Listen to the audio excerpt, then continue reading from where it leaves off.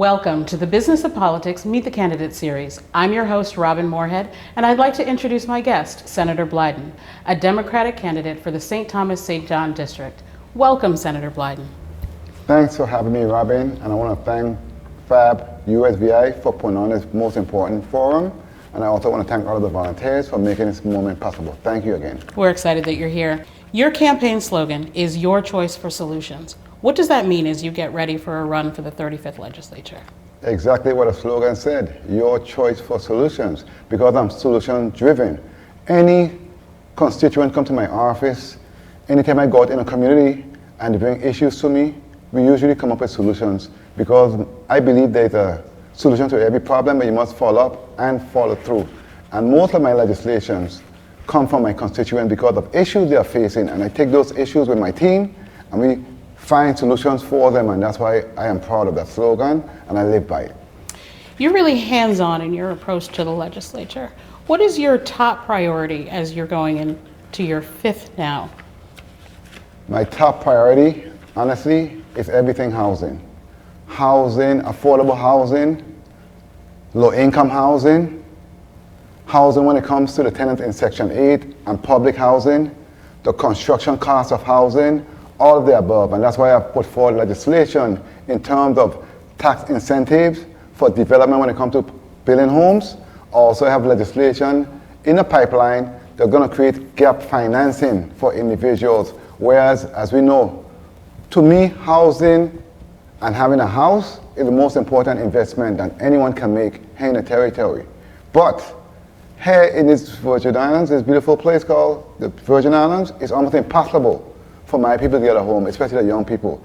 So it hurts me to see people making a decision whether to leave the Virgin Islands or live with their parents in a home.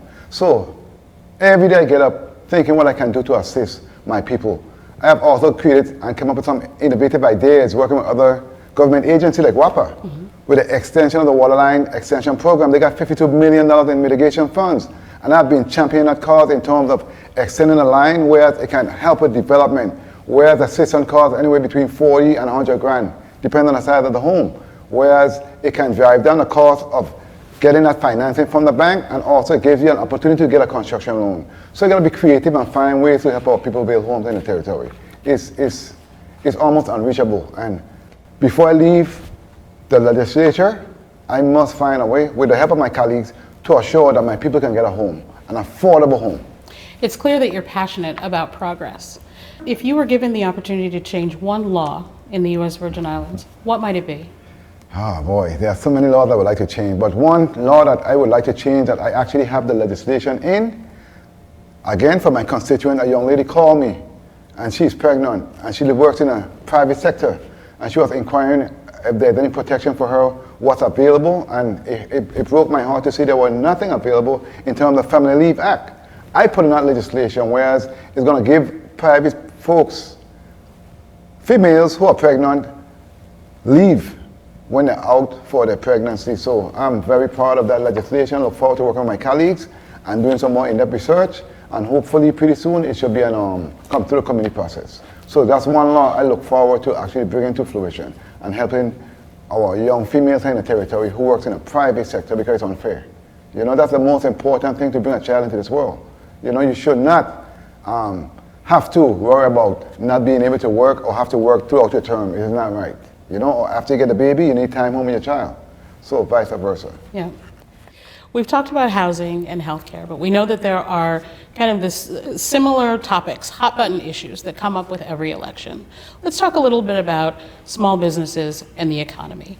What do you see as the major challenge for small businesses, and how you might be able to affect change if given another opportunity in the 35th legislature? Well, I am happy that you asked me a question, because as a business owner for over a decade, I understand the challenges of small business owners and the change that is necessary and needed in order for them to be on a level playing field and be able to keep their businesses open, especially at this time.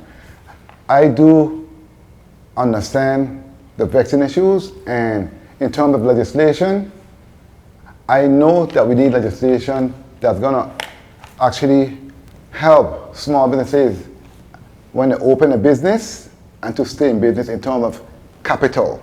because many folks don't have the capital up front. So I'm going to reach out to those individuals that deal with SBDC and other individuals in those agencies to see how we can find a way to create microloans to help small business owners to stay in business, especially for the first 2 years, and also find a way to give them tax incentives, tax breaks for their businesses for the first 2 years, because the first 2 years in any business is the hardest time, to see that you're going to make it or not. And too many businesses are closing the doors here in the territory because of the high cost of energy also. So I am also looking at another program from another state that I'm looking into to see how we can assist those individuals also, because there are loans and other opportunities for first-time business owners in that space. So there are many creative things we can do, and I look forward to continuing to fight for small business owners in the territory. So it's clear that you do come to this conversation with a level of creativity and innovation. What would you say is the thing that really sets you apart from the other candidates, as people really kind of make their consideration for who makes up that body? Why you? What's your differentiator? Well, I mean, all of my other colleagues and those aspirants that run in, they're all unique in their own way, but what sets me apart, I believe, in my own right, number one, I'm a workaholic, number one. Number two, I believe that my experience throughout the years working at the Housing Authority for 20 plus years in the trenches with my tenants have prepared me and gave me a different insight, exactly working from a community base outward instead of outward in. And that's the way I always operate. I listen, I'm a very good listener, and because I'm a very good listener, it helps me with creating legislation and assuring that I do the right thing by my people. Also, I must say, when it comes to me being different, I also love to volunteer. I love to work with non-for-profit organizations. I've done that before I got in the legislature, and I continue to do that while I'm a senator.